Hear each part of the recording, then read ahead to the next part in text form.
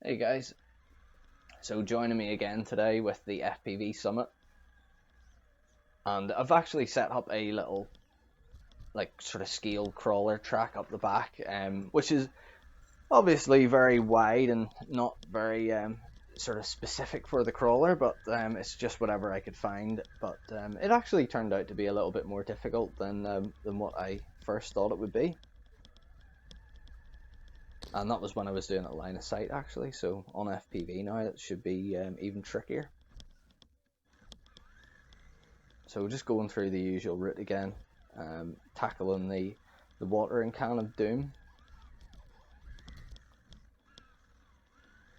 These little tracks are just the right width for the summit. Some nice easy rollovers and going through the polytunnel.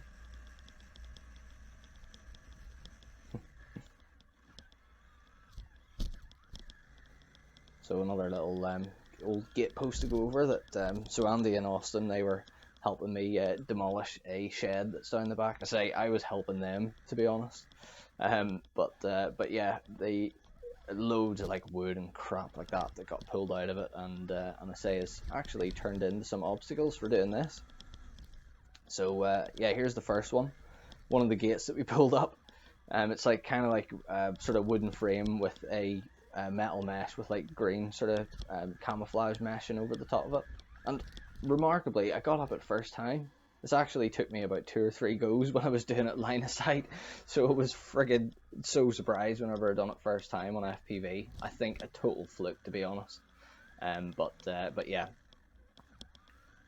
just hopping over one of the easy bits again. But yeah, and even that little bridge afterwards, straight onto it. You know, I almost could have actually removed the center of it and made it proper tricky.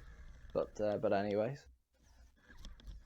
So we're going to go back now over for the second obstacle, and it's actually, yeah, it's basically old chicken wire fencing, and you can see on the left hand side it's been reinforced by a bit of bamboo where it's gone rotten, and then I've just cable tied the whole thing together. Oh, almost wheelied it over there. So I forgot to put the diff locks on, and it just obviously makes it so much more difficult to go up you know, an incline like this. And there's not a lot of grip, not a lot of grip out of these standard tires. I mean, you'll see here, you know, this corrugated roof. There is absolutely, it's just like driving on a bottle. There's just nothing there at all. And of course, it doesn't help that it is corrugated too. So it just takes a moment to. Well, my plan was to kind of drive around those bits of wood, but there was no hope. Not even line of sight, you couldn't do it. So anyway, I kind of got it stuck, but I'm just using this little bit of wood down at the bottom, just banging the diff locks on and using that to help turn.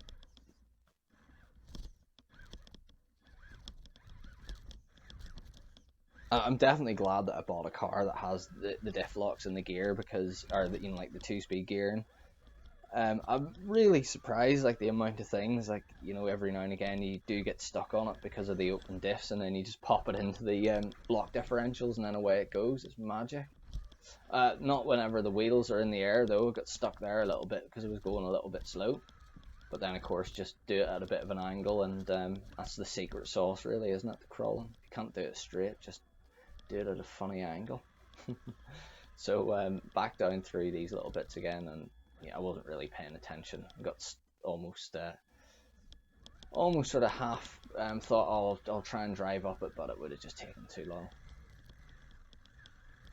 I would say more crawling whenever I kind of get a bit more skill up together, because say it's only the second day mincing about with this little car. And to be honest, it is, I know this bit is super easy because even the missus was actually having a go, so fair play to her, she is a good sport.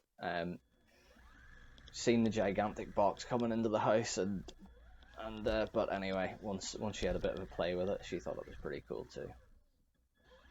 Need to watch out for my potatoes there. So yeah, back out through the gate, and then we're just going to take a little, if I manage to get through the gate, that is.